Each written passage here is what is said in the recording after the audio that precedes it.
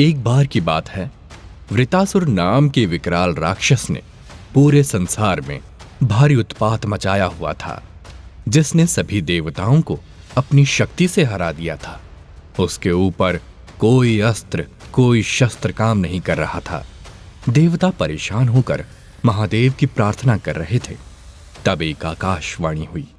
वृत्तासुर का वध एक ऐसे वज्र से ही हो सकता है जो मानव ऋषि दधीचि के हड्डियों से बना हो। उन्हीं की हड्डियां शिव के तेज से युक्त और शक्तिशाली हैं। केवल उन्हीं में वृत्तासुर का अंत करने की शक्ति है। आकाशवाणी सुनकर देवता को राहत तो मिली, क्योंकि उन्हें वृतासुर के अंत का एक मार्ग मिल गया था। लेकिन समस्या ये थी कि महर्षि दधीचि से इतना बड़ा आत्म बलिदान कैसे मांगे। इंद्र बड़े संकोच में आ गए थे, क्योंकि एक बार उन्होंने महर्षि दधीचि का अपमान किया था। उन्हें लग रहा था अगर वो महर्षि दधीचि के पास जाएंगे तो वो उन्हें मना कर देंगे। लेकिन देवताओं के बार बार कहने पर इंद्र महर्षि दधीचि के पास याचक बनकर गए। दधीचि आत्मज्ञानी पुरुष थे। उन्होंने इंद्र का पुराना व्यवहार भूलकर उनका स्वागत किया। कहो इंद्रदेव, कैसे आना हुआ? क्या सेवा कर सकता हूँ आपकी?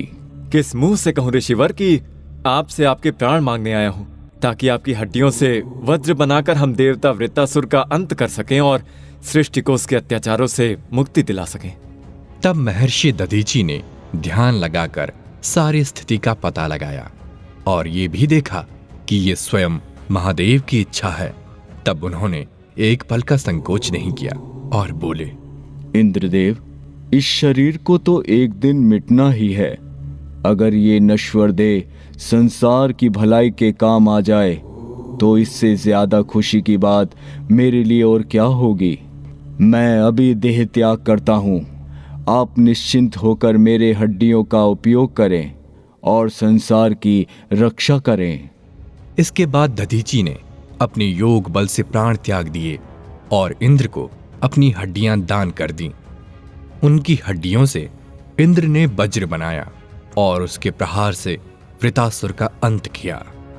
जब यह घटना हुई, दधीचि की पतिव्रता पत्नी सुवर्चा आश्रम में नहीं थी। जब वापस आकर उन्हें अपने पति के आत्म बलिदान का पता चला तो वो देवताओं पर बहुत क्रोधित हुई और अपने पति के साथ सती होने लगी। तब आकाशवाणी हुई। देवी, तुम गर्भवती हो और गर्भवती को सती नहीं होना चाहिए। तुम्हारे गर्भ में जो बालक है उसमें महादेव शिव का तेज है। वह रुद्र है। उसकी रक्षा करना तुम्हारा कर्तव्य है।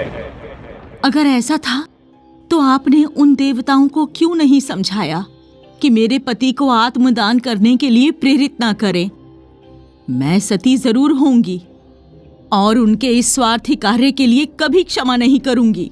ऐसा कहकर देवी सुवर्चा ने अपना पेट अपने हाथों से चीर डाला और उसमें से गर्भ को निकालकर एक पीपल के वृक्ष की जड़ में रख दिया।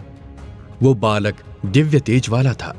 देवी सुवर्चा ने पीपल के वृक्ष से प्रार्थना की, हे पीपल देव, मुझे अपने पति के साथ सती होकर उनके लोक में जाना है। आप साक्षात नारायण अवतार हैं। इस बालक के पालन पोषण का भार मैं आपको सौंपती हूं। आप ही माता और पिता बनकर इस शिव स्वरूप बालक का ध्यान रखें और उसे अपने मूल में निवास करने दें। ऐसी प्रार्थना करके सुवर्चा सती हो गई। शिवजी का अवतार होने के कारण मैंने, श्री विष्णु और बाकी सभी देवताओं ने उस बालक का पूरा ध्यान रखा और उसका नाम पिप्लाद रखा। पिप्लाद बचपन से ही बहुत ज्ञानी और दिव्य गुणों वाला बालक था, क्योंकि उनके जन्म के समय उनकी माता को देवताओं पर बड़ा क्रोध था। इसलिए पिप्लाद के मन में भी देवताओं के प्रति सहज क्रोध था। और बड़े होकर जब उसको पता चला कि उसके पिता की असमय मृत्यु का कारण देवताओं का स्वार्थ था, तो उसे देवताओं पर और क्रोध आया। वो देवताओं का विनाश करने के लिए आतुर हो उठा। खुद को धर्म और सत्य के रक्षक कहने वाले देवताओं वास्तव में तुम पापी और अधर्मी हो, मेरे माता पिता के हत्यारे हो। तुमको मैं जीवित नहीं छोड़ूंगा, तुम्हारे पापों का दंड जरूर दूंगा।